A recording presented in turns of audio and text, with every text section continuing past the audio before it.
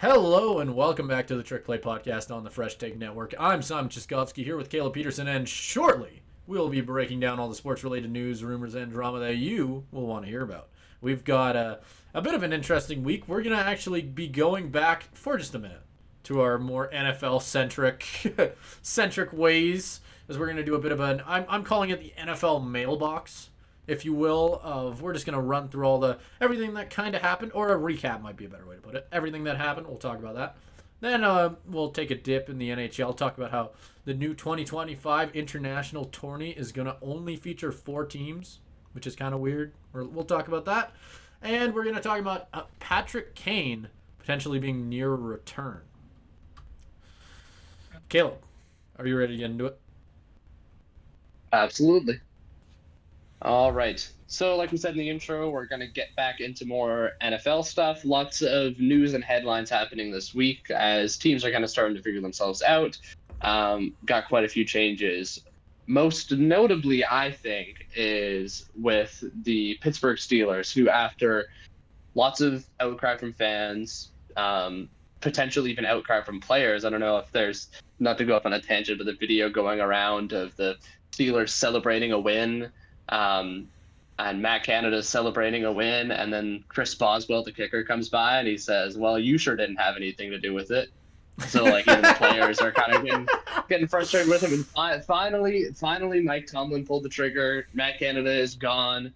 So it'll be very interesting to see how this offense looks like. Do you think this solves the Steelers' offensive problems? Or do you have more faith in what Kenny Pickett will look like now, Simon, or is whatever happens of this potentially going to be more of the same? Sorry, my camera's pissing me off. I don't, as a general rule, I don't normally like to think that one man can completely change, make or break an offense or make or break a defense or what have you. I don't necessarily think that all the Pittsburgh Steelers problems fall on Matt Canada. I do agree that most of the blame should go on him. They do have a little bit more talent than I think a lot of people give them credit for in that offense. But my hopes are not necessarily super high because I can't necessarily sit here in front of you and tell you that I have the most hope in Kenny Pickett. But I think that he has a lot of weapons. I think that if they put him in the right scheme, they can make it work. It's just the biggest issue that they keep running into is that offensive line. It's just terrible. And I think they're going to have to keep on... I don't know. I think they're going to have to change up a lot for something to really change. And, I mean, the top line of the article I have pulled up here for reference is literally Kenny Pickett saying that he doesn't expect any major changes in the schematics of the Pittsburgh Steelers offense. And, I mean, that should tell you enough on what you need to know. I think that... I mean... It's hard to like what you're saying with Kenny Pickett saying that. I mean, you're not going to see anything right away because this kind of like in-season coaching change, the guy isn't going to be able to, whoever they have coming in, isn't going to be able to rehaul the entire playbook in a week. That's just not possible. Even if you have like a bye week going into the next game, which the Steelers don't, it's still a very difficult task to revamp the entire offense. Hopefully you just see changes in decision-making, like less conservatism in the play calling, having Kenny Pickett throw a little bit further down the field maybe, just better situational football, better situational play calling. So maybe you won't see a lot of changes, like in terms of the play design, but in terms of how the game is called, hopefully that can be a little bit better. In terms of whether Matt Canada is to be at fault, I think the Steelers' offense has been pretty bad for a long time. Even before Kenny Pickett with old man Ben Roethlisberger, they were winning games because of their defense. Which begs the question, like, how much better could the Steelers team be if they had a competent offense? And like you said, they have some talent and more talent than they should have. The Steelers, to give some stats that have kind of been floating around, they never gained 400 plus yards of offense in a game under Matt Canada. And they haven't reached 400 plus total yards in 56 consecutive games, which is the second longest streak in NFL history. They are 29th in points per possession, 30th in yards per possession, 28th in total yards, and 28th in points in Matt Canada's 3 seasons. Yeah, and I mean, that should speak enough on why he got fired. Obviously, he deserved it. Like, you can't run an offense that much into the ground. I'm more saying that I don't know if I necessarily expect a lot of changes, especially not this season. Next year, if they bring in a new offensive coordinator, switch the system up, try and like just try something new, right? Like, because I think it just comes down to that. If you want Pickett to be that guy, you need to trust him. You need to trust him to make those deep throws, and you need to put him in those positions. And I think we're gonna really start to see that, as you mentioned, maybe trying to force a little bit more out of him, try and really like maybe get him to throw deep a couple times because you have those deep threats. Like, that's something that like Yeah. that they definitely have. They don't need to constantly rely on all these short passes. It's just how much do you trust Pickett, right? It's how do you trust Pickett to make those deep throws? If you don't, is this really the guy you want to put the franchises back on? Right? I think those are the questions that the Steelers are going to have to start asking themselves. I think a more interesting part of the story, I don't know if you heard this quote from Pickett. Pickett was actually upset about the fact that Canada got fired, which is really interesting. Or he took it personally, is the words that it was used, with him saying it's a challenge to everybody. I feel like you have to take it personal. It's a guy you've worked with since I got drafted here. You want to play great. You don't want to see anyone let go like that. So absolutely, we have to answer the bell and find out what we need to do to play better. And I think that's just the normal response to like your coach getting fired. Sure, it's but not it's like still the him guy asking his isn't team to step up. Yeah, but the guy's not going to come out unless it's like a Mike Babcock situation where the coach is actively not great to the players. The players aren't going to come out and be like, yeah, I wanted this guy to get fired. This is great news. Like, it's not like Matt Canada was like a bad person or anything. He just like wasn't calling the offense great. But obviously all those things work in conjunction. It's like the Belichick Brady debate in terms of who is responsible for the Patriots dynasty. Is it Bill Belichick or is it Tom Brady? Sure. The answer is like neither or both, because they could only have been as good as they were because they worked together. So as much of an issue as Matt Canada was, and believe me, he was an issue, Kenny Pickett is right to take it upon himself to be like, I need to play better. It's the right response. And of course, you don't want to see your coach go, even if deep down you know he's probably not the best fit, because you know you have some responsibility inherent in that too. Yeah, for sure. I think that, I agree with you. I think that, I don't know. I still stand by what I said, where I don't have that type of trust in Pickett. I think that those are the type of questions that we're going to see the Steelers asking themselves, is how committed are they to the quarterback they have currently touted to be the next franchise guy. I think that, because we have to start seeing more out of Pickett, right? Like, he's currently 13 touchdowns, 13 picks. Meh. Bad. Yes. It's not great. However, I think you have to look at it situationally. And you have to look at it and say, yes, he had a bad play caller. And that means a lot, I think. I think it's important to recognize how much coaching goes into the development of a young quarterback, especially one who, yes, was he a first-round pick? Yeah, but he probably shouldn't have been. It's just given how bad that draft was for quarterbacks, he went 20th overall. And it was just because, like, and he was the first quarterback taken at 20, which like is pretty unprecedented for this recent string of NFL drafts. He's not quite a first-round talent. You need to develop him, and his development, I think, has kind of been stunted. So I think you need to give him another season or two at least under someone who actually knows what they're doing, and hopefully they can hire somebody who can. Because I'm still viewing Kenny Pickett as a work in progress. I think we are too quick to give up on quarterbacks. And I think guys like Geno Smith and Josh Dobbs, like there's going to be a guy every season that proves that. And Kenny Pickett kind of feels like that kind of a guy because he has the talent. He's not playing particularly well. The whole offense isn't. But it's the kind of thing where I think you can see it be unlocked further down the stretch. Because for all of the things aside, Kenny Pickett is winning games. And most of that is because of his defense. But he's played exceptionally well in fourth quarters when it matters for the Steelers, and they're 6-4 and have a playoff spot.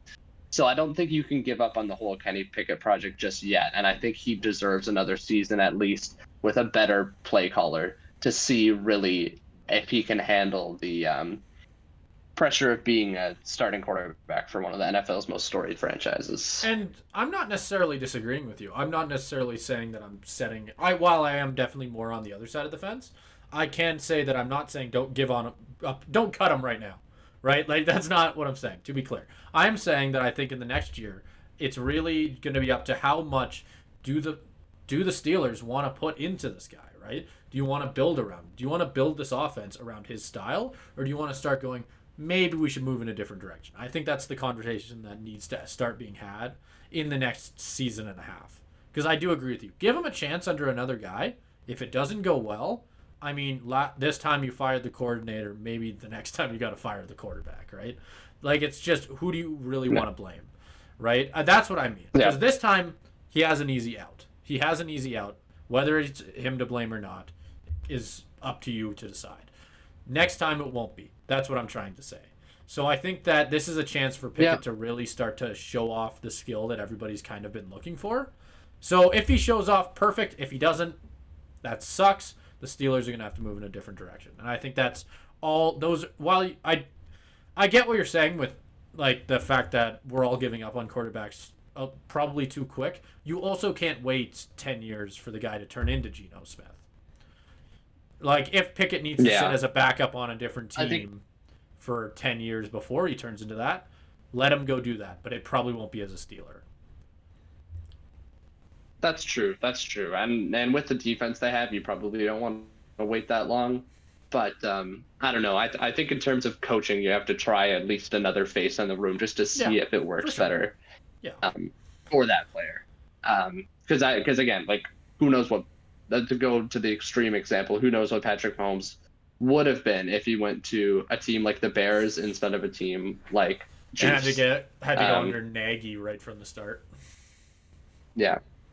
Yeah. Although I got Nagy, funnily enough, is his QB coach now. But I know that's why I said it from the start. Yeah. But yeah, it's the kind of thing like we'll wait and see. There's been promising things. There's been not so promising things.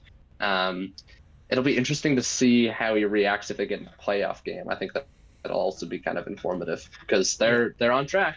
64. Well, and everything that you've said just falls under things we will probably find out in the next year and a half, which is kind of my point, right? Yeah. Because you have to agree with me in the fact that let's say new coach gets brought in after this season. This year they make it to the wild card, he shits the bed. Next season, bring in a new coordinator. Still, let's say he's mediocre. The Steelers end up going under the 8-8 mark, 8-9, whatever. They go 8-9. We'll say they go 8-9. Oh, they're not going to do that. They're going to go 9-8. This is Mike Tomlin. They always go above 500. Okay. They go 9-8. Pickett has under 20 touchdowns. What would you do? Yeah, I'd probably be looking for other options, but I mean, yeah.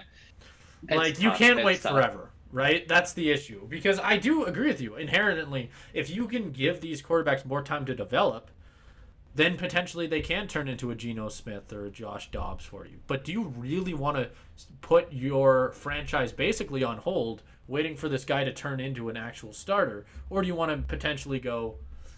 Because sure, I mean, if the Steelers at a certain point just want to slide him in the backup spot and try and bring in another guy so that they can do what you're talking about, that feels weird. It's why quarterback is the toughest question to answer in the NFL. Because even if you are saying get rid of Kenny Pickett, who are you going to replace him? Because the Steelers are probably going to be drafting in the same spot. They're probably unless they want to get a free agent, like if they're looking for a Kirk Cousins or something, the options are going to be limited. So it'll be interesting.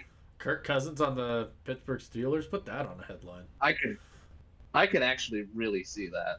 That makes a lot of sense to me. Holy shit, Caleb. Put that on a fucking ESPN headline. Although him and Pickett would have to fight in probably I'm imagining lawn darts for number 8. Bocce ball. Some what I could see them really bonding, father and son type bond.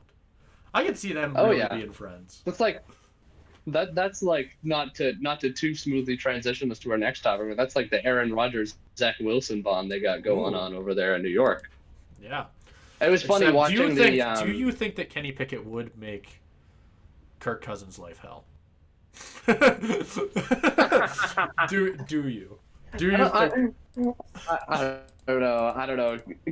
Kenny Pickett doesn't have the same frat boy energy going It's on that true. Zach Wilson does. I don't know if I can see it. Yeah, Kenny. It's I think funny though Kenny Pickett watching aims for a the. younger demographic than Zach Wilson goes, and that's all I will I say think on he the really topic. does. And that Yeah. is all I will say on the topic, and we will move on. Zach Wilson is getting benched. Has gone benched by Coach Robert Sala. I think that's how you pronounce it. I'm tired. Yep. And they're bringing in a guy named Tim Boyle. Have you ever heard of a whiter never gotten in an NFL game before, probably, that he should have gotten into a No. game before? No, Well, you haven't. I mean, no, I haven't. But a close second would be the now backup Trevor Simeon. Like that's pretty. True. It's a pretty white name too. True. Zach Wilson did not just get demoted; he got demoted to third string quarterback. That is the funny thing, isn't which it? I think They don't want him I think anywhere that near that football. he is completely gone from the Jets after this. Yeah. The game against the Bills was the last straw. And it's Zach so Wilson has just disappointing. continued to be so frustrating. And I actually am happy that we're transitioning into this so that we can talk about it a bit. Because I remember, let's go back a couple of years and start there, right? Think about, like, what's his name? Crap. Darnold. Why was I forgetting his name? That's a name I shouldn't forget. Sam Darnold, when he was getting coached on this team, like, everybody blamed the coaching. Everybody said that, sure, there were people who blamed Darnold, but everybody blamed the coaching, right? And then new regime comes in, that we have Robert Sala, they bring in Zach Wilson. Everybody's like hyped for Zach Wilson. Going into that draft, the hype for Zach Wilson was wild. Because I remember a couple months before, I don't even know if he was.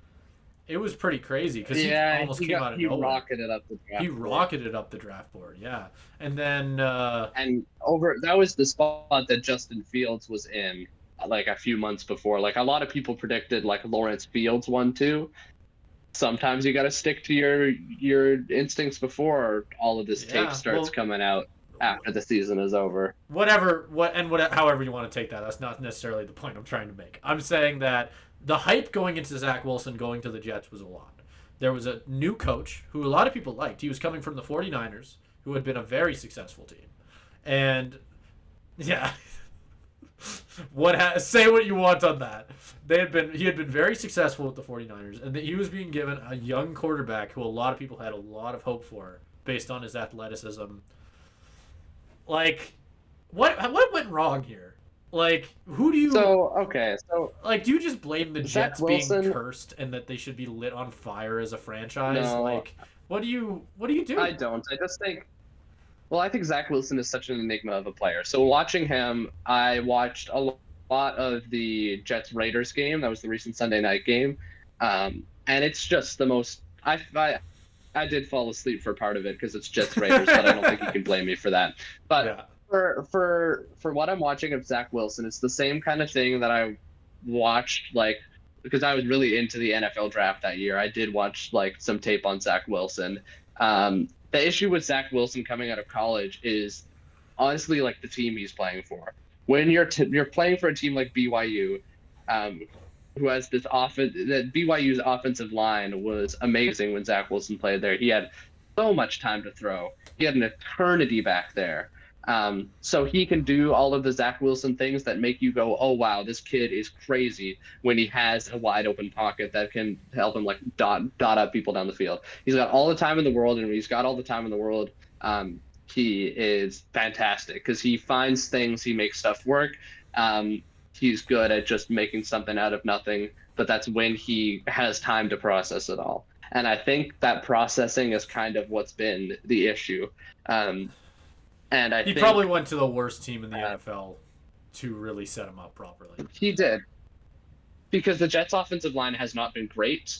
They have good players, but they've been dealing with a lot of injuries. I don't even know if he's back now, but I know Mekhi Becton has had like consistent injuries. Elijah Vera Tucker, I'm pretty sure, was injured at some point. They're all good players, but they're when they're down to their backups, like the Jets' offensive line has not been amazing this year. They've been pretty bad. And that's the difficult thing, is because that's such a huge adjustment from college to the NFL. College to the NFL is already a huge adjustment anyways, even if you're coming from a big program in the SEC like Ohio State or whatever. But coming from a smaller school like BYU, like it's night and day in comparison in terms of how quick the game is. And I don't think Zach Wilson has quite been able to get that. I do think there's been quotes. I'll get your thoughts on this, Simon, but like quotes about Aaron Rodgers saying he feels bad because Zach Wilson wasn't supposed to be put in this situation. He was supposed to be able to learn behind him for a couple of years. And obviously, it's not Aaron Rodgers' fault that his Achilles snapped like a rubber band. But Jesus, when I don't like Aaron Rodgers. Jesus. But to Aaron Rodgers' credit, I do think he's right in terms of as much as I don't like him, the guy's very smart in a football sense, and I do think Zach Wilson could have learned a lot from him if he had a couple years to sit behind him, and I do think they could have served his career really well. So it does kind of suck to see this development in terms of him not being able to sit and develop under Aaron Rodgers and learn so much and being forced into it. But I don't know. Do you think it would have been any different if you see Zach Wilson in a couple of years after sitting behind Aaron Rodgers? Do you think he's still going to flame out, or do you think 1,000 times better? Like, I think that when I look at Zach Wilson, I think that it's the same thing that I just said. It's the same thing with Pickett, honestly. Like, where, like you said, I think that you said that you think for Pickett, giving him the opportunity to play with like a new offensive coordinator who can, help him out a little bit, right? Get him out of his shell, right? I think it's a similar thing with Zach Wilson. Replace that guy with A-Rod being the starter for a season. Give Zach Wilson a chance to just mellow, right? Like, you do not need Zach Wilson to keep burning his confidence into the ground like he has for this season and the years prior, right? I think that it would have been huge for him. Like, truthfully, I think it would have been a game changer. I think A-Rod hit it right on the nail with that one. I think that that really did. Not that he should feel bad for it, obviously. Maybe I disagree with you a little bit on the rubber band thing, but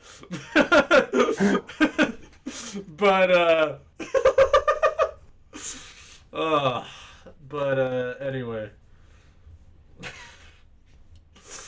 I think that Zach Wilson probably. I don't think. Obviously, he's not to blame for the position he's in, but you can't let him keep shitting the bed over and over. You can't let him keep. Like, he was playing so bad, and this Jets team has potential to where you're like, you have to change something. And I think they've just been set up to the point where they has gotten to the point where, like, you watch him play, and it looks like he's one of the better receivers in the NFL, and he's being wasted having. Ball. He thought he was going to have A-Rod thrown to him all season. And now he's got Zach Wilson. Yeah. And, like, I don't know. I do think the Zach Wilson hate is a little bit overblown at points. It's just because he can't put it all together. Like, the Jets-Raiders game was such a perfect, like, encapsulation of it, to where Zach Wilson, he had this last drive, and he looks fantastic. He looks amazing. He has, like, no-look Mahomes-type throws. Genuinely, like, a play that if Mahomes made, that's everywhere. And it's like, holy shit, maybe Zach Wilson actually is something. Maybe and then Zach he Wilson comes out on the football. Yeah, and then he leads them all the way down the field to potentially win the game, and then it's just, like, boneheaded mistake. He stares down his receiver the entire way. That's experience, right? Like, you gotta think, putting him behind A-Rod, who's, like, one of the more clutch quarterbacks you could probably name in the last 10 years, that wouldn't have hurt him. Like, give him another year of, like, I'd imagine, like, his confidence would have gone up playing behind A-Rod, probably would have taken a couple things, in the cave. He would have came out at the end of it being a much better quarterback. You don't know what's in that cave juice, man. Yeah. You don't know what's in that game juice. I mean, you can see it from Zach Wilson too, because, like, again, that game, he's all over A-Rod on the sideline, just, like, up and down, and he's, like, going over plays with him the entire game. He's trying to, like, soak in as much as he can, and I think Zach Wilson has gotten a lot more mature in that aspect in terms of trying to actively learn Because I know he had like a quote like last year where he was Well, basically and like, yeah, like you feel like it's you let the defense down, and he was like, no, and that's kind of changed this year. He's taken yeah, more and accountability. yeah, and that's good. And obviously, I think being around a lot of mature people in his life, that's really helped him out as well. Obviously, A Rod, and I can think of a couple other examples, but he's around a lot of veteran experience in all parts of his life, and I think that's helping him out a lot. I couldn't possibly know what you were referring to, Seth. I don't know either. I'm just talking out of my ass. Let's move on. Next segment. Okay. Where are we going next? We could. How about we talk about? I don't know. You want to go Brady? You think Brady's Let's good? go, Brady. Let's go Brady. So Brady came out and made an interesting, kind of boneheaded comment, frankly, about how there is a lot of mediocrity in today's NFL due to coaching, and it's kind of just a vague comment, in my opinion. Like, it's a very vague comment. Like, he doesn't. I don't know if he necessarily does. He go into it a bit more. Yeah, He does. yeah. So do you want? Here's the full. Sure. Here's the full quote. Yeah, I'll let you take it if you know more about it. Yeah. So he said, "There's a lot of mediocrity in today's NFL. I don't see the excellence that I saw in the past. The coaching isn't as good as it was. I don't think the development of young players is as good as it was. The rules. This is the interesting part to me, is the rules part. The coaching part, it's hard to like validate that. I'm not in the room. He is, or he was. The rules part is interesting. He's coming back now. He's coming back. The rules have allowed a lot of bad habits to get into the actual performance of the game. The product, in my opinion, is less than it's been. I look at a lot of players like Ray Lewis, Rodney Harrison, and Ronnie Lott, guys that have impacted the game in a certain way. Every hit they would have made would have been a penalty. You hear coaches complain about how their own players are being tackled. Why don't they talk about the player, about how to protect themselves? We used to work on the fundamentals of those things all the time. Now they're trying to be regulated all the time. Yeah. And I do understand his point because he's not wrong. Like, of course, it's going to bring down... You don't need to learn how to protect yourself if you don't have to. It's that idea, right? But it's... do you really want to say that to every single player who's now 60 dealing with concussion issues, who can't eat food by himself? Like, that's the conversation. Yeah. It's safety versus... Like, I don't know. I don't agree with him. I think I don't think that's the skill. I think the skill part of the conversation is irrelevant. Clearly, I've been hit too many times in the head. Like, I think it's just like safety has to come first, especially with head injuries. Which is, I mean, when you're talking about like obviously Ray Lewis, Rodney Harrison, Ronnie Lott, you're talking about a group of guys who would have been known for knocking people the hell out. Right? That's the whole idea. Yeah. When you aim, like, it's the same thing. Go back, not even as far. Cam Chancellor. His hits. Yeah. A lot of them would have been penalties now if you look at it. Right? It's the same idea, right? Like, as cool as they are, believe me, I grew up playing hockey. I grew up watching hockey. I love the big hits. I love the fights. But you got to be smart. Like, you got to think about these people's futures. Right? Like, it's more about that. Like, do you really want to be the league, keep on being the league that's known for CTE? Like, we're known, that's literally just known for sending people into terrible retirements. Like, it's just, it's crappy. Like, and that's the thing, right? Like, that's the part that I don't think that Brady necessarily acknowledged. That, I don't think he'd feel the same way if he had taken as many hits from Ray Lewis, Rodney Harrison, Ronnie Lott. When you're a quarterback, I don't think you have to take those kind of hits. Put Tom Brady in, like, a running back's shoes, I don't think he's making the same argument. Yeah. No, that's a decent point. I mean, Brady probably sees himself as this very... Because his whole thing is, like, beating aging through sheer will. And so he sees it more of a... I can see why he'd see it more as something he can control. I think it's interesting. And I think Brady... I think your point, like, is right. Like, player safety obviously has to be first, ahead of everything. And if it does dilute the product, it's the boring answer. But it's important. And if it does dilute the product a little bit, I'm almost willing to take that just so that these players don't have long-lasting health implications like CTE.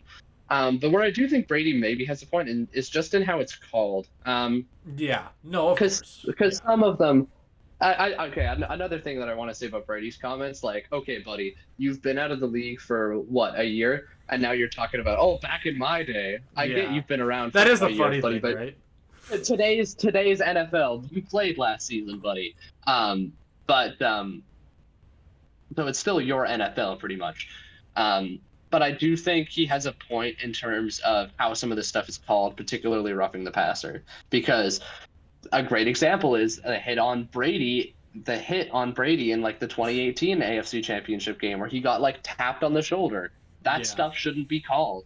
Um, I think the rules are fine as they are, but just in some of the stuff in terms of how they're called, it's like the defensive player cannot do anything. It's good that the defensive player should be aware of this. They should know that there are certain tackles that they shouldn't be able to make. There's certain, like, you can't drive the quarterback to the ground, whatever. But there's some stuff that's just unavoidable, and I think that's diluting the product a little bit because, And I think um, and the fact that me and you are able to sit here and go like, okay, I can tell the difference between a quarterback getting tapped and maybe falling over and oopsie poopsie, like that shit getting called, and when Patrick Mahomes gets rushed and sent halfway to Mars right after the yeah, hit. There's a difference, right? Me when we're watching the play, I can sit here and go, yeah, that that guy should be getting a penalty, and that guy literally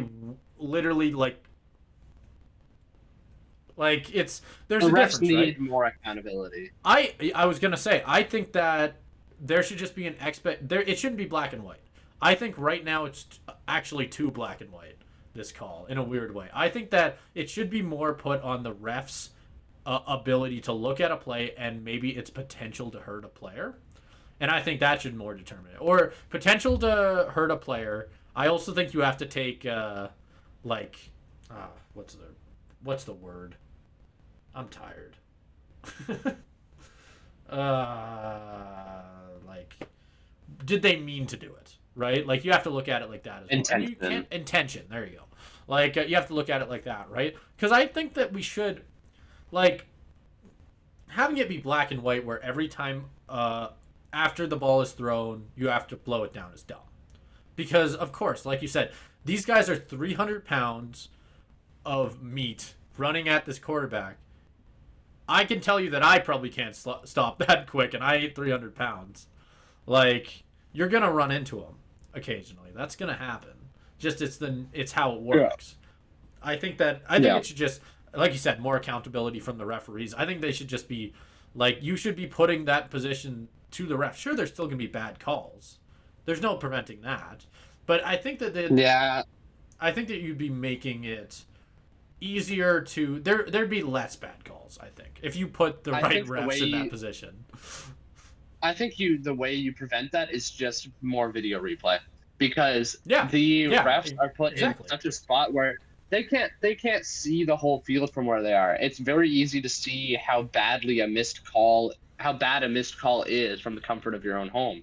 There needs to be more instant And there's replay, so and I'm much not even technology talking now. about like Like, you know what you could yeah, do? Like, it would be, and I know, like, this is gonna sound futuristic as hell. I wonder if you could, like, give the referees some sort of, like, hell, it's not futuristic, actually. As, like, I'll explain why it's not futuristic in a second. Literally just, like, give them a running armband. You know, like some runners, you know how they have, like, a thing to keep their phone on them in here, right?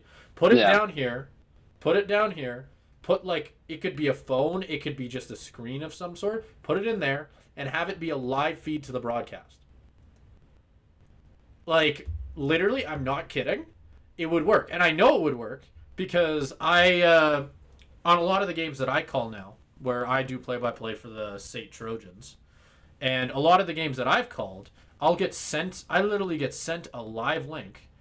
Different to if you were just watching the normal broadcast. I get sent a live, like, link version of it so that I can see exactly what is happening at that exact moment, right?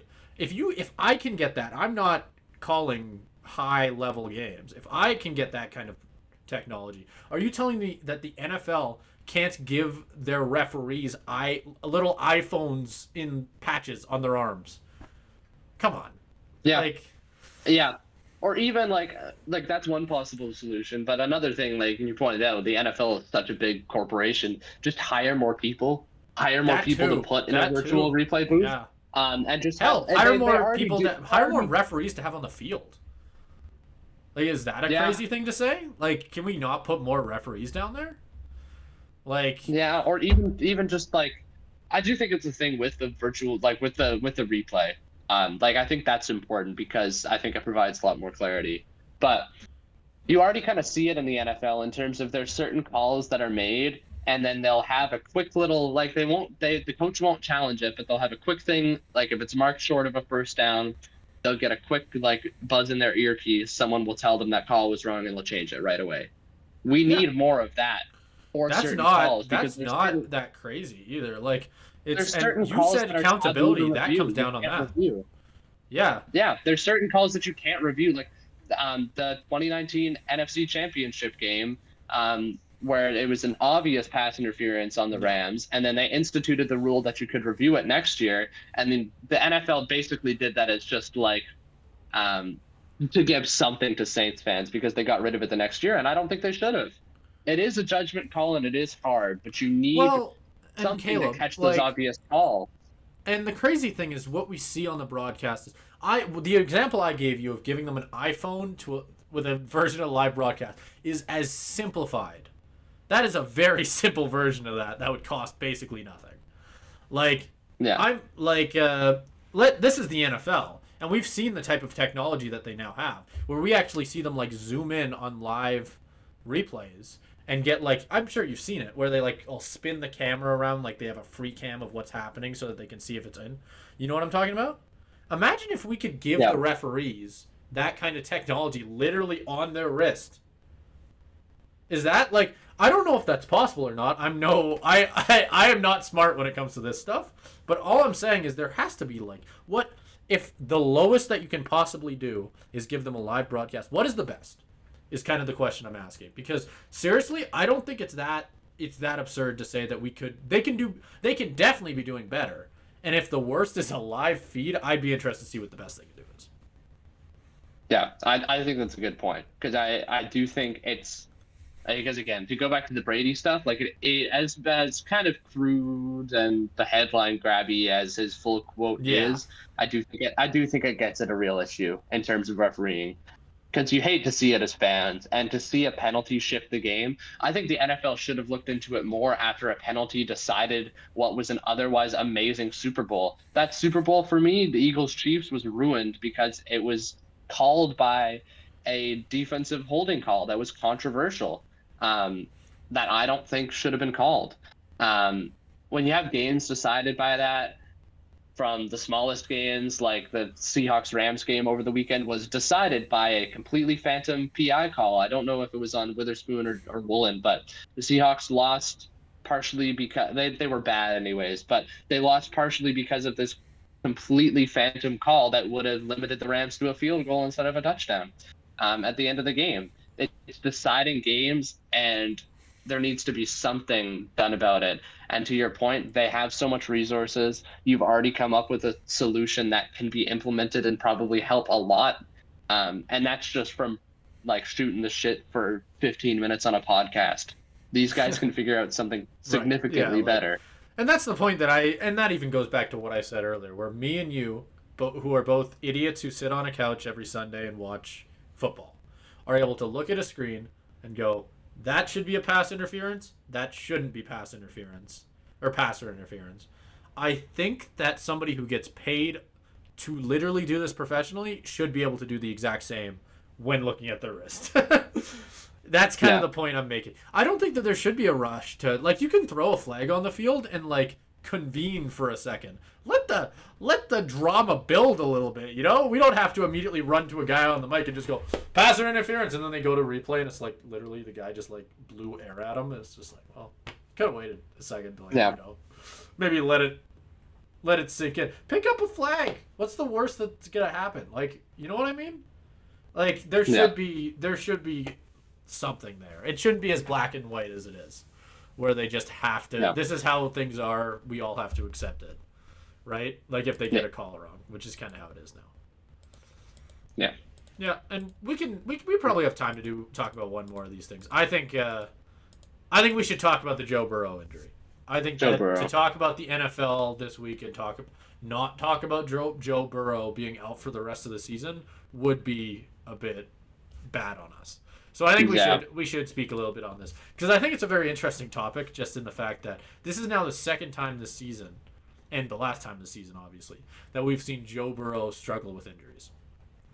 And it's interesting. It's like I don't remember exactly what for earlier this year he was struggling with. I think it was his leg, right? There's this calf. Calf, right? This calf. So obviously two very different situations, and I do not remember. I did not see how he hurt it, but I still think that it happened on a tackle. Okay, like it sucks for the Bengals. It sucks for Burrows because he is such an incredible sucks for the player. league. It sucks for the league. It sucks yeah. for the league. I'm just so like, I hate all of the quarterback injuries that have happened this year. It's just been, it feels like it's been significantly more than normal. As much as I love the Josh Dobbs story in Minnesota, like Kirk Cousins was playing amazing. The Joe Burrow thing, we've just seen like Aaron Rodgers, obviously. We've seen so many backup quarterbacks take the field, and it just makes some of these matchups, especially the ones with Aaron Rodgers, that were just hyped up and would be amazing games if these star quarterbacks were playing. It just seems so much worse. Yeah. Like the Black Friday game. Can you imagine how amazing that Dolphins-Jets game would be if they had Aaron Rodgers at quarterback? Well, The Dolphins and offense talk about versus that Jets how defense? good we thought the Jets were going to be with A-Rod at the beginning of the year, right? Like everybody Yeah. thought they were going to be real game breakers, and now all of a sudden it's just That Black cares? Friday game would have been fantastic. And now it's like the Dolphins, I think, are favored by like 10 or 11 points, and it's going to be a complete snooze fest, and there's no way I'm turning in. It's the same kind of thing with the Bengals. I don't have any faith in the Bengals to win more than like 2 or 3 games the rest of the way. Who's their Because they backup? got Jake Browning. Jake Browning. I don't Yeah, trust that's Jake rough. Browning to do anything. Like I don't know. I'm looking at it, and this is just. I'm thinking Jake particularly Browning?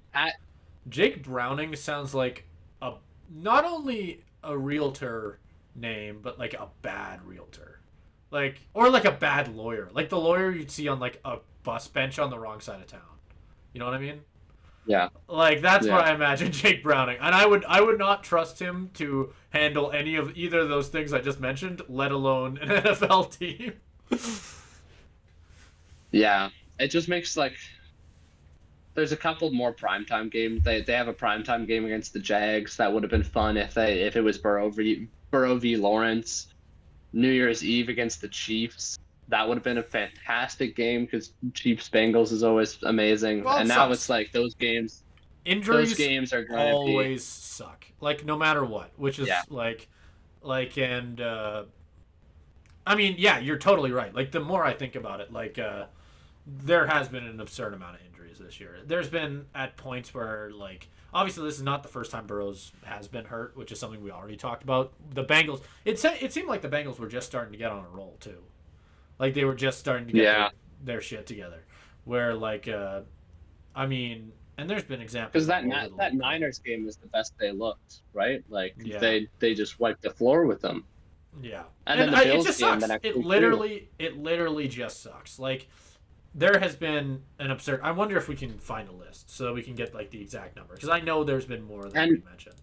Every single year that the Bengals waste, this is a wasted year. There's no, the Bengals season ended on Thursday night when Joe Burrow, I think he tore a tendon in his wrist. The Bengals season ended right there, because they can't win anything without him. And the more seasons that you waste, obviously the more money you're going to have to pay to people like T. Higgins, to Jamar Chase, to Joe Burrow, who got the extension that makes him the highest paid player in the NFL that's going to kick in. I don't know if it kicks in next season or the season after or if it already has, but You're going to have to start playing some of your players because Yeah. the exciting thing about this Bengals team was that it was such a young core. You're going to need to start playing some of those players, and you start wondering if their Super Bowl window is closing if they have another couple wasted seasons. And It's to really give, terrible to see with how much promise they showed at the start. and I want to go back to the thing again of how many teams have lost their starters since the start of the year. Do you have a guess on the exact number? Because it's pretty high. Have lost their starters. So we're Yeah. talking like here's a question. Do you count people who were injured before week 1? Like, does Kyler Murray count? No, Kyler does not count. Okay. Kyler, Okay. the Cardinals are not on this list. And that also should tell you something. That this list is higher if you count the Cardinals. And this is only injuries, not benchings or anything. Yes, only injuries. Okay. I would reckon to guess like 7. Wow, dead on. Yeah, okay. Yeah, because we've got in order. got This the is Bengals, a ranking of Browns. how devastating it is. Hey, wait. I want to try to guess them all. On how, In terms of how okay, to be devastating clear, it is? To be clear, so this is the order that it's in. Through the 7, it goes. Or wait, is there only 6? Oh, it only lists 6. Oh, man. Haha, you're wrong. Damn. I thought you so had close. it. Anyway, number it goes 6 through how devastating is in. They're kind of comparing the starter to the replacement a little bit here. Okay. So starting at 6, so this is the least devastating. Do you have a guess? It's not hard. The least devastating. Least devastating, not hard. In my opinion, it's pretty obvious. In terms of an injury? In terms of it, not necessarily in terms of injury, but in terms of who they're replacing the player with. Is it the Colts? No, it's the Vikings. I disagree so hard. Really? Well, as Yeah. great as Kirk Cousins is, I love Josh Dobbs I is love me not a some bad Josh QB. Dobbs. I love me some Josh Dobbs, and I think he's played great. But I think Kirk Cousins was a top 5 quarterback before he got no, hurt. that's not what I'm saying, Caleb. I'm just saying that, like, look at it like this: the Vikings with Josh Dobbs is not a bad team. When you go further down this list, there's a lot of teams here where Neither looking at their are the Colts. The Neither are the Colts with Gardner Colts are Minshew. actually 4th. So there's another team in between. There's another team in between. Okay, so it's not going to be the Bengals. So there's 6. It's not going to be the Bengals. It's not going to be the Browns. It's not going to be the Jets. Who else has lost their quarterback this year? We're not counting guys that got injured and came back, right? So no Justin Fields, no Derek Carr. No. Do you want me to just tell you if you don't even have a clue? Because otherwise you're just gonna. I don't know this one. Yeah. Okay, the Giants. Oh yeah. Daniel Okay. Jones is so hurt, and they currently are playing Tommy DeVito. Tommy DeVito. Who still lives at home with his parents, which is great, and make him a plate of pasta every night. Get the spaghetti. Yeah, pretty much, and they have him at 5th, because I think Daniel Jones is not an elite quarterback by any means, and Tommy DeVito has been all right. Yeah, they would be 6 if it was Tyrod Taylor, I think. Yeah. Okay, and then like any sort of I'd say like. And then I'd probably go Browns, Bengals, Jets. For the order? I'd say Browns is a little less devastating than the Bengals. Yeah, nobody's mad about that injury. I mean, Koff didn't say anything. No. Bengals, Joe Burrow. Yeah, Bengals are 2, Jake Browning, and then number 1 Jets for Zach Wilson, who at this point is Tim. Yeah, finally benched for Tim Boyle. So they even mentioned that in here. So now it's almost Aaron Rodgers for Tim Boyle. Which is about as bad as it gets. Yeah, pretty much. I think that should probably do it on the, I don't know, NFL recap of the week. Obviously, we went into kind of a little bit of everything. I think we've got NHL coming up next. So, we're going to move into the NHL and start off with some Patrick Kane rumors, which we haven't talked about a lot since the NHL season started.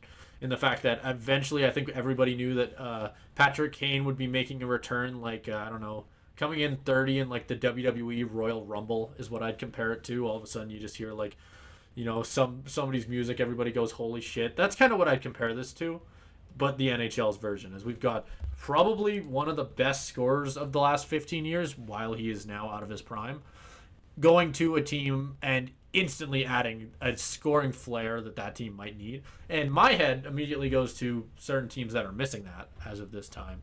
But there's 3 teams that are apparently being narrowed down on as potential suitors, and they are the Florida Panthers, the Detroit Red Wings, and the Buffalo Sabres.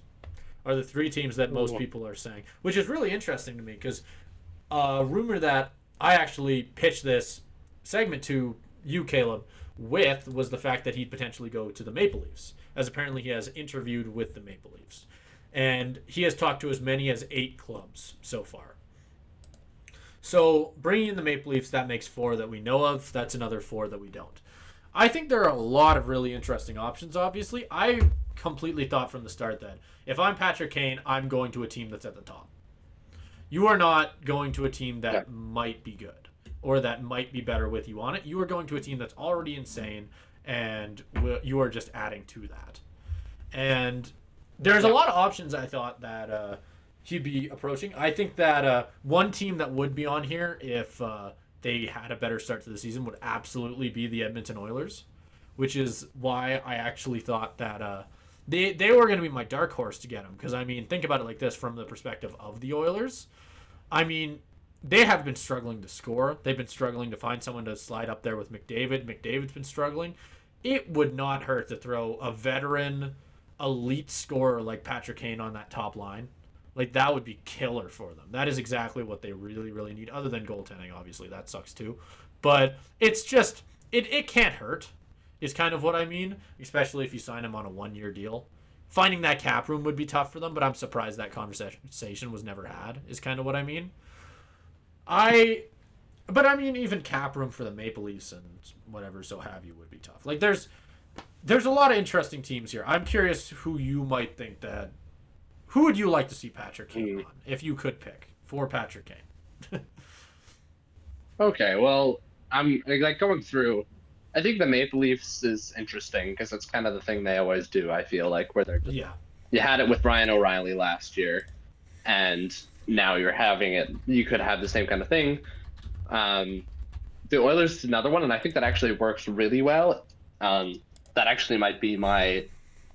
If cap space wasn't a thing, that might be my number 1, just because, like you said, the scoring, I mean, and goaltending, but scoring is one of their big issues.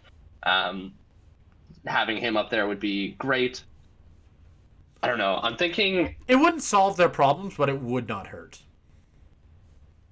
It wouldn't hurt, and it feels like the Oilers feel like one of those teams that just kind of needs a spark to get where they should be, because it's like they're like, as much as we are Oilers haters, even we wouldn't have anticipated them being this bad. I don't know what you're talking about. The Oilers always suck. McDavid's a bust. Okay, that's true, but it's the kind of, like, I feel like they do just need a little bit of a spark to get going. The one place where I do think I could see it, though, is Detroit. I feel like that's such an interesting one, specifically because it would be a reunion with DeBrincat, and I think that could be such a good. Yeah, I think that could be such a good. It would look so wrong. Like, it would. I see DeBrincat in a Detroit jersey, and it honestly looks fine. Kane, that's true. Kane in a Rangers jersey looked wrong. So, I mean, you can't get much wrong. Kane in anything but a Blackhawks jersey just feels wrong. Well, it's not only that, but seeing him in another original 6 teams jersey just is weird. It's like seeing a team go from like Leafs to Bruins. Right? Yeah. It's the same idea, where it's just like, it just feels so, like, wrong. I don't know. He's going to hit up all the original 6 teams by the end of his career. See him in a Boston jersey, up in Toronto, in Detroit. Oh. Already hit Rangers and Blackhawks. That would be so gross. Yep. See, imagine Kane in a Bruins jersey. That makes me want to vomit, and I actually kind of like the Bruins. Yeah.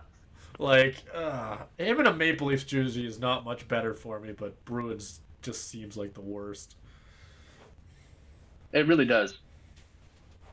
I think Red Wings is the like. I don't mind that fit in the Red Wings either. I just think it's so No, I don't perfect in either. terms of what they need No. to get over the hump. Of course not. I that wasn't me saying that I think that it'd be the wrong fit, because I do think it would work well.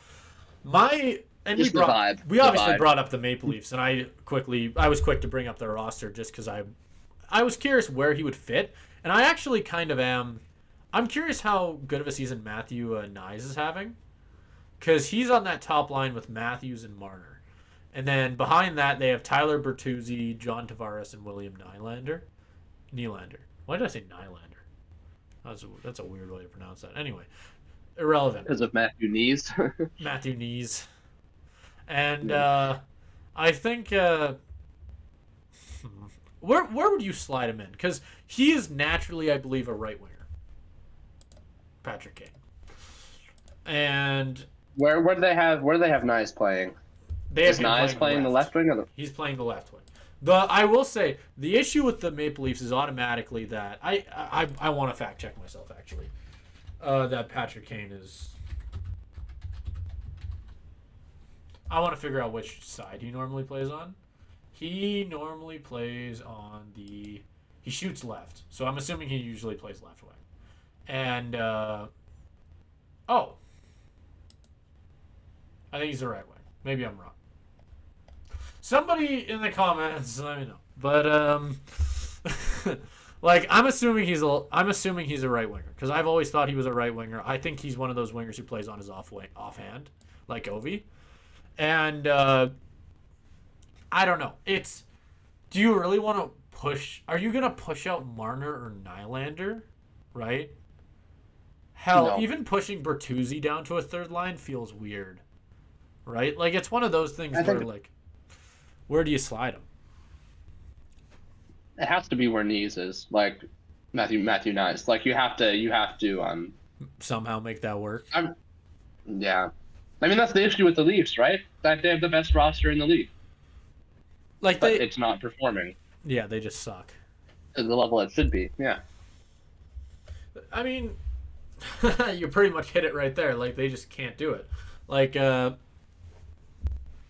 Which is why I don't think Kane is the right fit for them. Not only would it another screw reason them why it in would terms of the not salary fit at cap. all is that he can't wear 88 because of Nylander.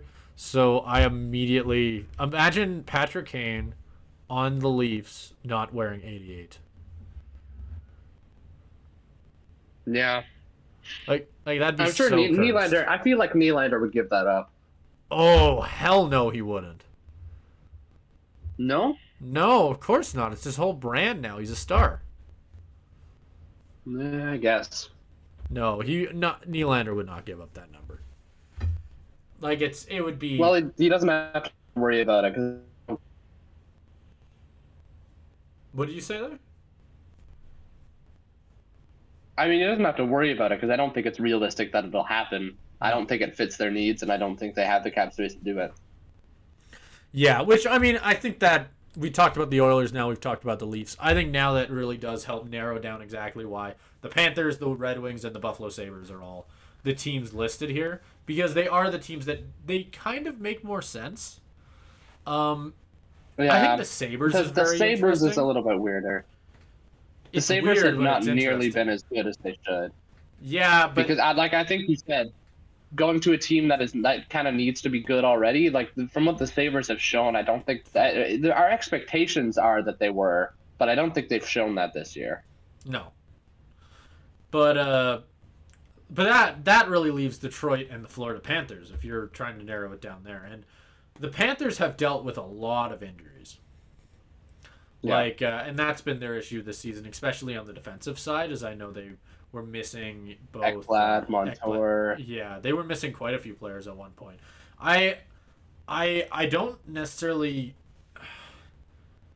I think out of the three, I kind of agree with you. I think Detroit's the best fit. I think he would really automatically add a lot to that Detroit team. Not saying that they don't already have a lot, obviously, but it would add a lot to them. So I think that's super interesting. I think whoever gets him is instantly going to be a way better team. If you're looking at Kane as a already completely out of his prime scorer who's not going to do much, you're wrong. Like, Kane's going to still be able to come in. And I think if he played a full season, Kane's still skilled enough to score 25. Like, it's... at least, like, in the right position, I think he totally can. Yes, but I also think though that to your earlier point, you do kind of have to be an already good team.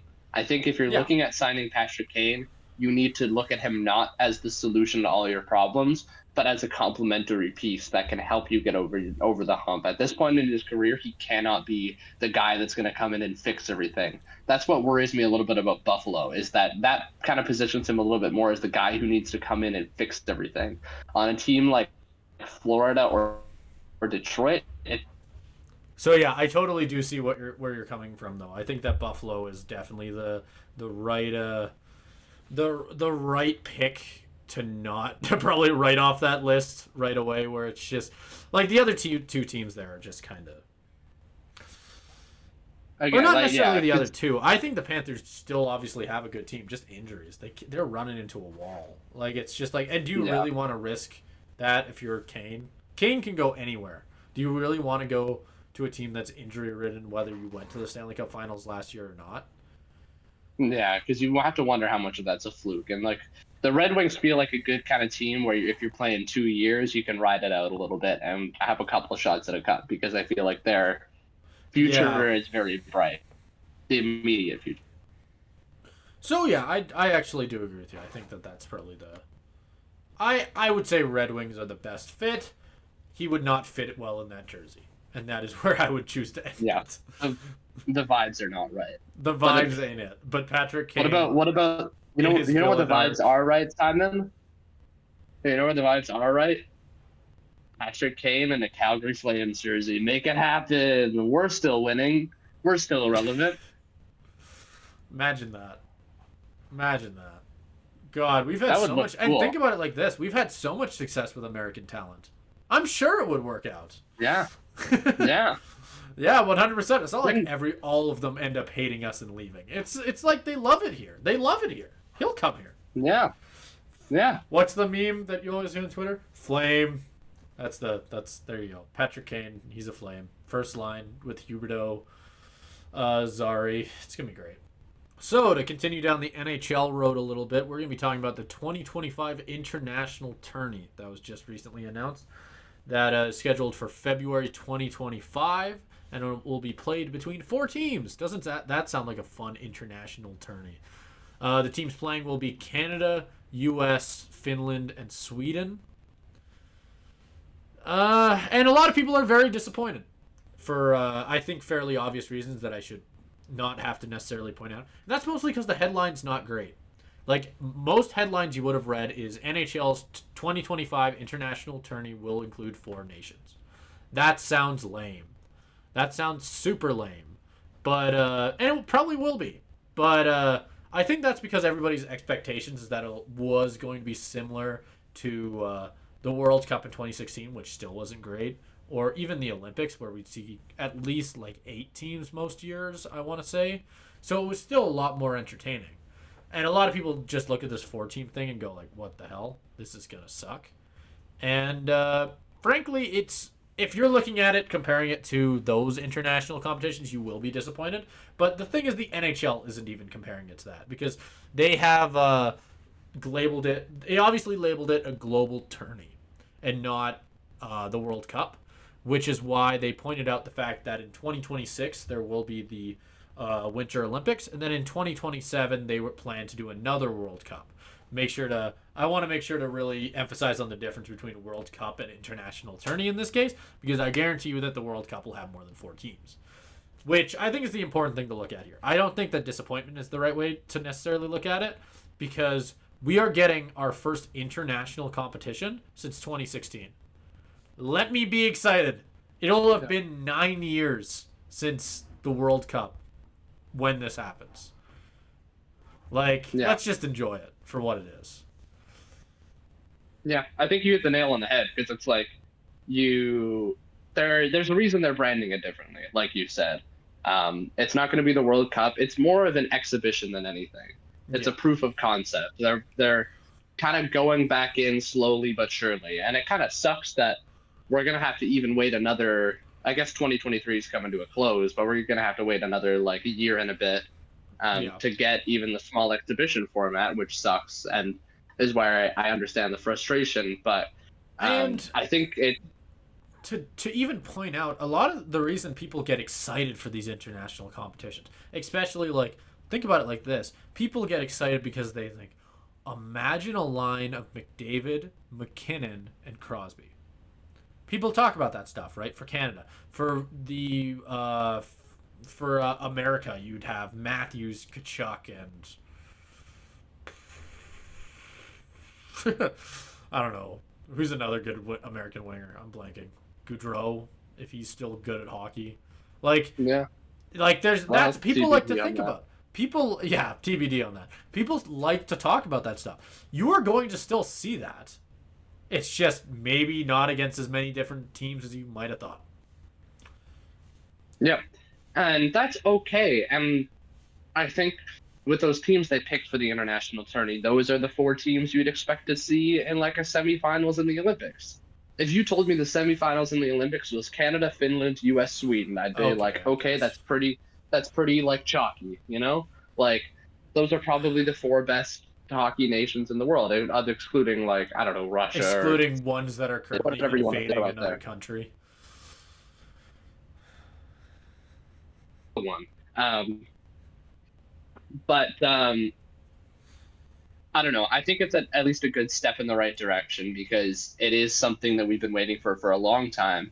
And I think the more exciting part of the news is that they're actively working towards um, getting into the 2026 Olympics, Yeah, and that that and that is the will part that be has the fun been part. that was very buried because there Yeah, has been I didn't even know about that when you first brought up the story to me. I saw the headline yeah and I read the article, and I didn't even know this part until you brought it up. you had to go a little bit deeper, right? Like it is pretty crazy that that we live in a world where people are now, as somebody who can say that we live in the worst generation for international hockey. You have to realize how big international hockey was before the 2000s. I would say, or even hell, Yeah, 2010. I'm sure, especially a lot of people in Canada, where were you during the golden goal, right? Like think about it like that. Think about yeah. how big and how big that is, right? And go back even further to the like you can just I believe it was 2002 2002 Winter Olympics.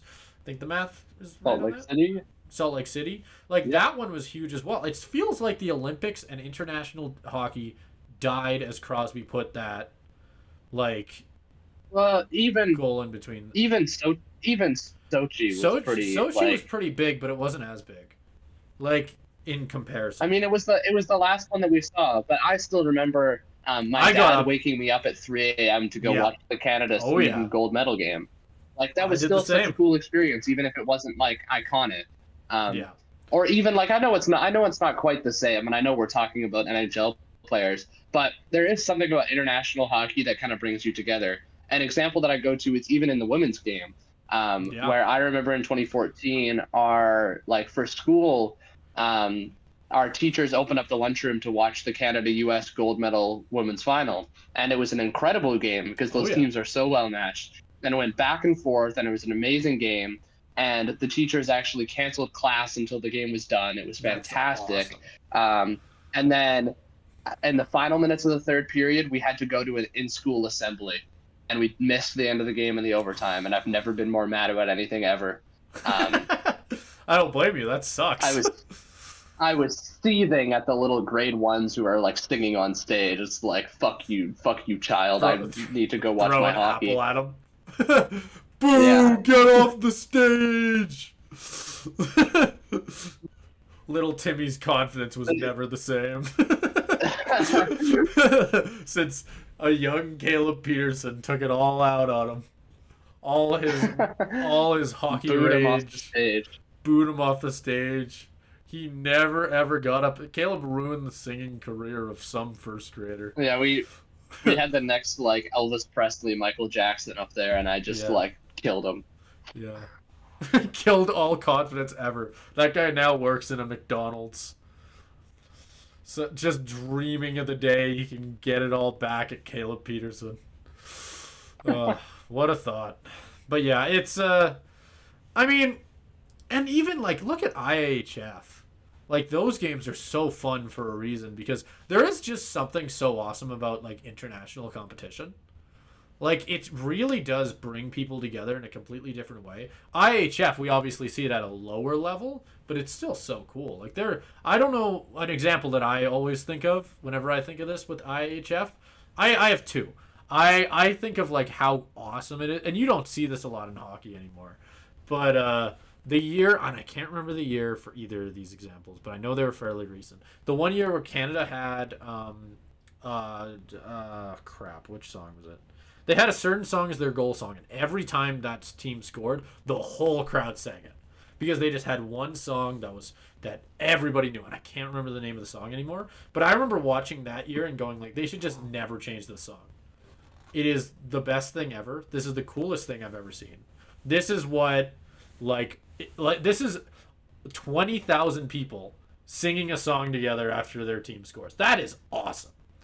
Like, yeah. And I mean, on another thing, when they played the outdoor game, Canada versus USA in Buffalo, where they had custom jerseys for both teams. Like, I think the American team had, led by Brady Tkachuk, I believe, had Buffalo Bill inspired jerseys.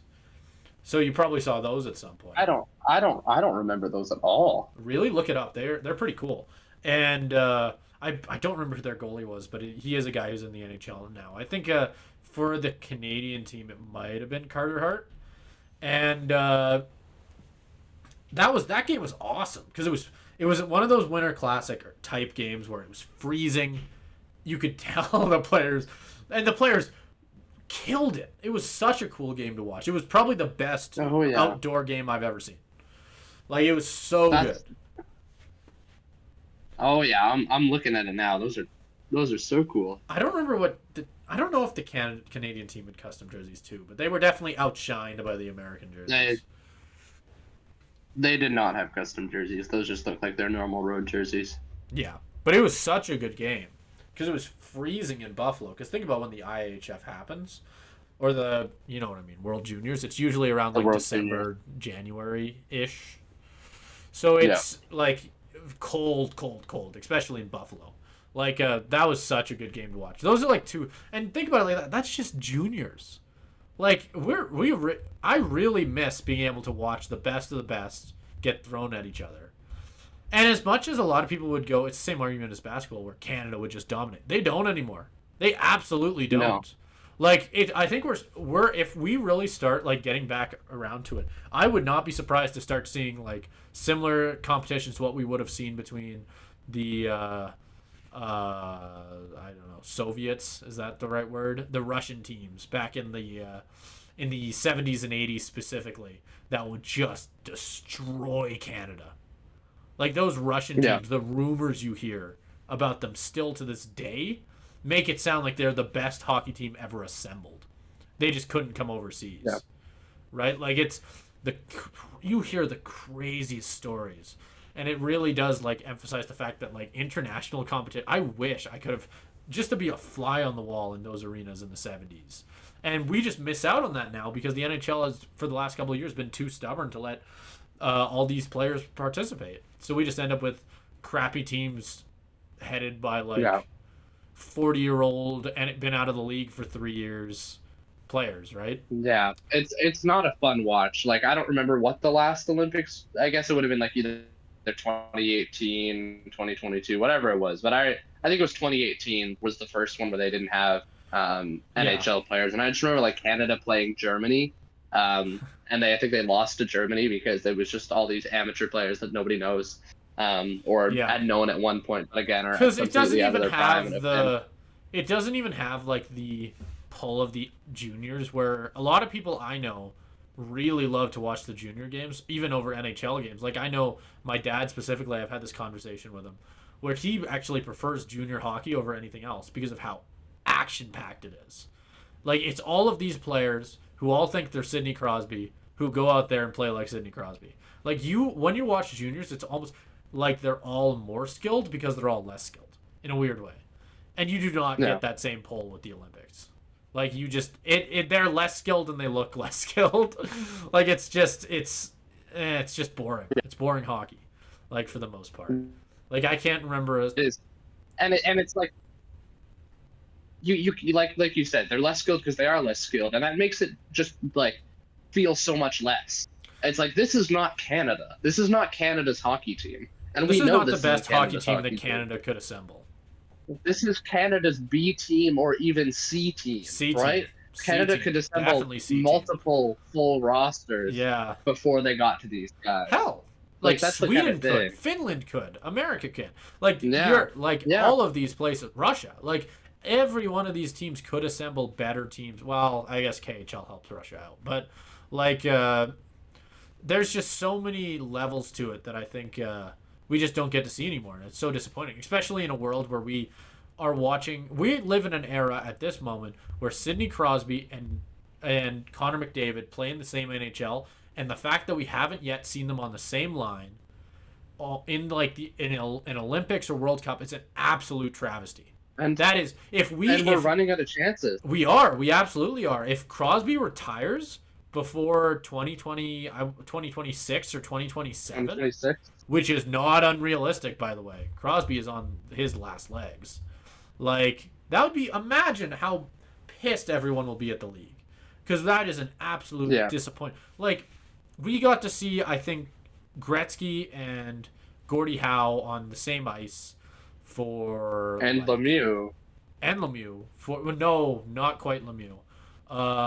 Didn't we get we got Gretzky and Lemieux. Maybe for that. Or In the Gretzky and Canada Lemieux, Cup. yes. In the Gretzky Canada- and Lemieux, yes. In the But Canada Cup. I thought you were saying all three. All three didn't happen. Oh no, not all three. Not all three. But Because- Gretzky and Lemieux played. Yes, with each other. Gretzky and Lemieux had quite a bit of overlap. Yeah, because Lemieux came in the league in '84, I believe. Yeah, and I'm thinking it was the Canada Cup. It was their famous goal. Their one assisted famous on the goal. other, Do you know the was story Gretzky behind and that Lemieux. famous goal? This is a complete tangent, but it's one of the funniest Gretzky stories Oh, ever, in my no. opinion. This is straight out of his book, and it's been a while since I've read it. I should go back and read it again because it's a super good read. I have it behind me. 99. It's literally just called 99. A lot of. I think I have read that book. It's a really good book. Or maybe I've read a different Gretzky book that was actually published, I believe, before his career ended. So I think it was the 90s. So it focused mostly on his Oilers career and like early Kings, which I think is what the story's from. So maybe I'm misremembering. That book's really good as well, though, because that one focuses on his later career and the injuries he dealt with, which a lot of people don't talk about. But I nearly made a video essay a while back because I wanted to and put it on YouTube just because I wanted to get it out there, because I think that's such a good story that nobody talks about, how Gretzky's career kind of came to an early end. Like Gretzky honestly might be one of the biggest what ifs in hockey, and that is a crazy statement. Gretzky easily could have played another couple years if he had not gotten hurt. And that is nuts to think about, right? Especially considering what he accomplished already. Like, it's one of those things. But anyway, that's a tangent in a tangent. Like, the story behind it is the almost identical play to what happened in that famous goal between Gretzky and Lemieux happened earlier in the tournament. And this is a young Lemieux, right? Where he got the chance to play on the line with the best player in hockey, obviously nervous. And Gretzky passed it to Lemieux. Lemieux passed it back. Gretzky missed the shot. They get to the bench, and Gretzky apparently ripped Lemieux a new one. So basically saying that he basically told Lemieux that he has the best shot he has ever seen on a hockey player. If you ever pass to me again, I will make sure you are off this team. Do not put that puck in my hands if you have the chance to shoot. And Lemieux did not make that mistake twice. Obviously, as you saw from that very famous goal. And I think from what I've heard, that was a very important point in Lemieux's career. And after that, he went on to be one of the greatest scorers ever, if not the best, behind only Alex Ovechkin. But read Gretzky's books. They're so good. Like, you cannot miss Yep. with those Gretzky books.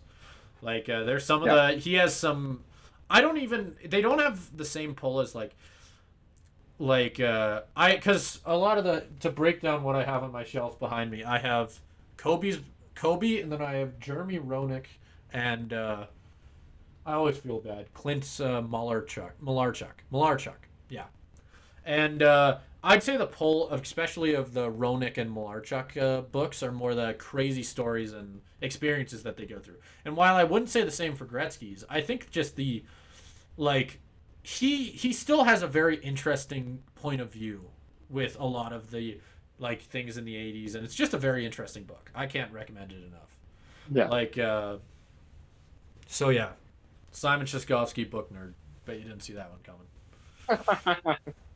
Like, anyway, yeah, bring international hockey back. Stop complaining, you assholes.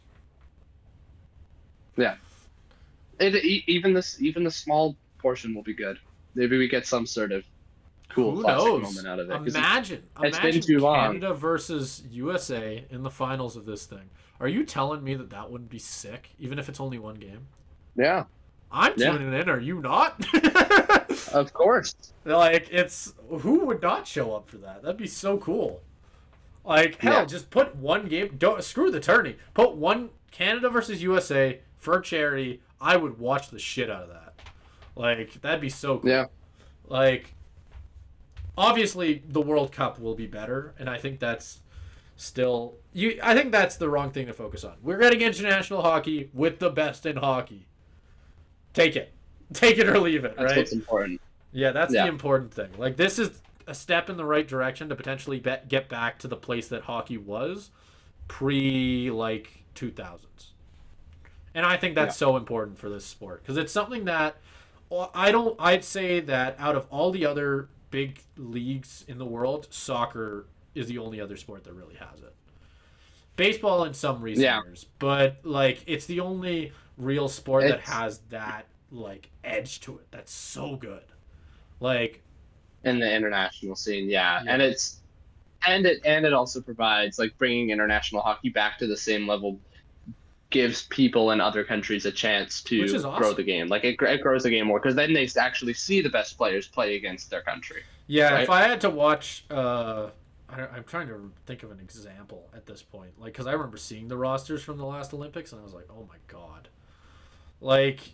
On a top line, name a fourth liner from 2017, and they were probably on the recent Olympic Canada team. Was it I feel like one of the Stahl brothers in his Eric Stahl. Eric Stahl, that's the name. That's a good example though. That's an example of a good player. Wasn't Yakupov? Yeah, that was the best player on the. Wasn't Yakupov? There's no way Yakupov made it. There's no way Yakupov made it. Let's see. What's Yakupov's nationality? Is he? He's not Canadian. He's not Canadian, but I don't know what is he. He's not Russian, is he? He's obviously got a bit of a Russian name, but I think he might be. For some reason I thought. Okay, the only thing that makes this Canadian team very good, Eric Stahl was the captain. He is Russian. The only thing that makes them kind of good is the young players that they had. Devin Levi in goal, they had Owen Power, they had Mason McTavish. The rest of it is fourth liners. Or guys who have been in the league. Daniel Winnick, David Desharnais. Yeah, those are great examples of people who would not be in the NHL. I don't know. It's lame. It sucks. Bring back the international hockey that I watched growing up. God. Do you, especially here in Calgary, I can say that I've had, I think a lot of Flames fans' favorite bit of trivia for anybody who's not a Flames fan, because every Flames fan already knows this. Who passed to Crosby on the golden goal? Oh, well, everybody knows that. Well, Iginla, obviously. Yeah, Iginla. Yeah, you say that as somebody who grew up in Calgary, but it's something that a lot of people here really are proud of, because it's one of those things where that's our guy. He did that, right? Like, and I think that's something that's so lost now, and it just sucks. Like, I can't wait for that to be back. Yeah, even if we have to wait a little bit longer. I'll wait 10 years for if that's what it takes. 75-year-old grumpy Simon yelling at the wind will still want to watch all these. Will still want to watch international hockey. Thank you guys so much for watching the Trick Play podcast this week. If you want to see more of us, you know where to find us. YouTube, TikTok, Twitter, Instagram. Follow us all there. Spotify. I got it. There you go. Wait, whoa. Let me math it out. No, fuck. Okay. I even thought about it first and so got it wrong. I got it down to a science. Yeah. Fresh Take Network. Find us there. Spotify, Apple Music. Not Apple Music. You can't find us on Apple Music. Apple Podcasts, wherever you get your podcasts. There you go. Yeah. Apple Music is not the same. That's true. It's not. Yeah. Until we eventually drop our single or like Trick Play album. That'd be sick. That's happening. Official announcement that 100% happening and not. We got to do a Christmas. Just so that album, we can't be on Apple Music. There you go. Yeah, we'll do a Christmas album. Deck the halls, guys. Deck the halls. All right. It's gonna be fucking sick. Got the singing voice of a fucking angel. If that angel flew down a flight of stairs and got its neck slit 10 seconds prior. Still an angel. Still an angel. All right. I'm going to give an anti-shout-out this week. I feel like I've been very negative the last couple of weeks, but it's kind of fun to make fun of people. So okay, fair enough. My anti-shout-out this week is something that happened today. And it's a guy that could probably get an anti-shout-out every week with just the stupid shit that he says all the time. And that is Indianapolis Colts owner Jim Irsay. I don't know if you heard his recent comments. I heard his name, but I didn't hear what he said. He recently told a sports show that he was arrested in 2014 for driving under the influence. And he said it happened not because he was driving under the influence, which you would think would be why they arrest you, but because of prejudice against him being a rich white billionaire. Oh no, a rich white billionaire is the most discriminated against group in the world. Isn't it, buddy? I can't possibly think of any other like disadvantaged minority group. You know what? Rich Jim white Irsay, billionaire. No. Caleb, you're looking at this the wrong way. We have to help Jim Irsay out because he's going through a lot. We gotta give him more money. He is underprivileged. That's not where I was going with that, but that's way fucking funnier. I was gonna say he needs more money. We gotta take his money. Clearly, this is not a responsibility that should be held by one man. So what I'm proposing is that, and obviously it's too hard to put this on anyone else. Me and you have to step up here. We're the only ones who can. Yeah. I think me and you, we split his money 50-50. So that the prejudice is split across two people. That's true. We will take on the prejudice. I will take on the burden. We are so selfless and shameless that we will take on the prejudice. If you don't think that I have the strength to cry inside of my 6 hot tubs while riding in a Ferrari, while also driving a Tesla somehow, I will do it. I have the strength. I will cry so many tears and wipe it up with $100 bills. It'll be great. Yep. And when I'm owning the Indianapolis Colts, I will yell at Jonathan Taylor about random things even more, just to prove that I can. Yep. Because I will have the strength. I will go on Twitter and post random tweets that just ramble on and seem like I'm drunk for like hours and hours and hours, just trying to prove that I'm not racist. Go read Jim Irsay's Twitter. It's a fun afternoon activity. Yeah, go read Caleb Peterson's Twitter after getting all the money from Jim Irsay. It'll be great. Yeah. I want to dig into it a little bit more. So he said, if I'm just the average guy down the block, they're not pulling me in. Of course not. Buddy, you were driving while you were on drugs. So he said, the arrest was wrong. I just had hip surgery and had been in the car for 45 minutes. And what, they asked me to walk the line? Are you kidding me? I can barely walk at all. It's not that you can't walk in a straight line. Sure, you had hip surgery. But do you not understand that after you have been under the knife, you cannot drive. You cannot drive. Of course, you still have drugs in their system because you just got out of the hospital 45 minutes ago. Who are you to think you can get behind the wheel? You're a billionaire. Someone else should drive you. I'm It is not driving crazy. home from getting my wisdom teeth pulled out. That's a very good segue. This is unrelated, but it's a little fun tidbit. It is crazy how quick when you talk to people who haven't really, like, I haven't had necessarily any serious injuries for as long as I can remember. I had a couple when I was very young, but don't remember it.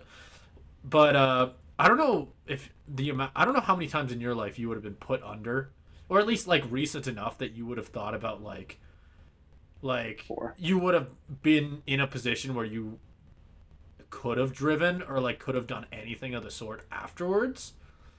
No. But I don't understand why people immediately think I've like that they can just immediately do things after that. This is kind of unrelated. This is another. You can't. This is, and I will keep the person anonymous. I can tell you who it is afterwards, Caleb, but because you do know who they are. But I had a conversation with somebody who was getting their wisdom teeth pulled afterwards, who afterwards the day after planned to play in a hockey game, and I was like, what the fuck?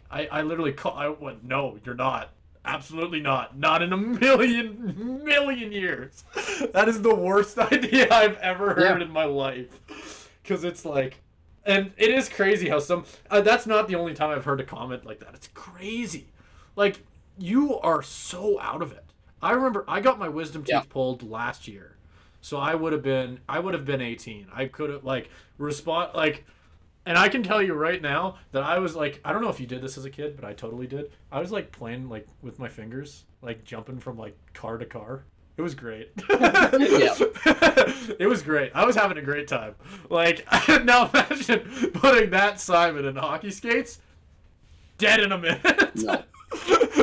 Hell, put me behind a wheel? Nah. Yeah. I couldn't even, like, when I got my wisdom teeth pulled, I am pretty good at standing up under anesthesia, because some people, you know, like, are worried about going under anesthesia because they're going to say something because they're totally loopy. I'm completely fine. I have full consciousness up here, but you're still so out of it. They sat me down and they said, okay, I think you're good to go. Go walk. Like, you can walk to your dad. He's just outside. And I stood up and completely didn't realize that my mouth was fully frozen, and I drooled all over the floor, just a giant puddle formed on the floor. Story. And the nurse went, okay, honey, sit back down. You need a couple more minutes. This is a similar story where my memory was so shot that I didn't realize how many times I said the same thing over and over and over. Because they wouldn't let me have my phone, and I can't remember why. Like, I guess maybe you just don't want someone with anesthesia to be doing stupid shit on a phone. That kind of makes sense. You're going to start tweeting like Jim Irsay. Yeah, basically. Like, because my reasoning behind wanting my phone was kind of valid at the time. I remember I wanted to text my girlfriend to tell her I wasn't dead. Which I don't know why at the time I was like, she obviously thinks I'm dead. If I don't text her, she's going to think that I died during wisdom teeth surgery. That must have been where my brain was at under all of this anesthesia. I remember saying, I got to tell my girlfriend I'm not dead. I got to tell my girlfriend I'm not dead. I think I told the nurse this 7 different times over the 2-hour period. Like, they just kept saying no, and I was like, okay, laid back down, sat back up. Because I was just like in that. It's like when you anybody in a relationship can probably relate to the idea of like playing a game or doing anything and then realizing that you haven't said anything in like 4 fucking hours, and the wave of panic. I'm just imagining that hitting me every 15 minutes under anesthesia. Oh, that's one of my favorite things though, because it just shows, don't put hockey skates on me when I'm fucking after getting wisdom teeth pulled. That's nuts. Ugh. Yeah, don't do that. Don't be a dumbass. No, don't be a dumbass. And fuck Jim Irsay, who is a dumbass and is blaming it on the fact that he's rich and white. Okay, buddy. Jim Irsay, I can help you out if you need help with that. Yeah, we can both help you out. Yeah, we could make you just white. Like, it's so much easier, dude. We can trade. I'll take it. Yep. I We'll volunteer as take the, tribute. the rich and the billionaire part. We're so down. We already got the white nailed. We're good. Like, man, I'll take that responsibility. I would kill it at yelling at Jonathan Taylor, probably. If that's all I got to do to be a billionaire, send the pay. I'll do it. I volunteer. I will be the Jim Irsay that Jim Irsay never could be. Yeah. I'll even change my name to Jim Irsay. Go for it. Jim Irsay You on look the like a Play Jim. podcast. Look like a Jim. Just have to grow a mustache and I'd be good. Then I'd look like a Jim. Oh yeah. And just like start staring into the camera after one of either you or someone else on the podcast says something stupid. Just do like the Jim look. There you go. Then I'd look like a Jim. Okay, that's the podcast. Check us out everywhere. Go to the Fresh Take Network. That is. Oh, I got it. Well, wait, am I gonna get it? Yeah. There you go. We're good. Boom. We're good.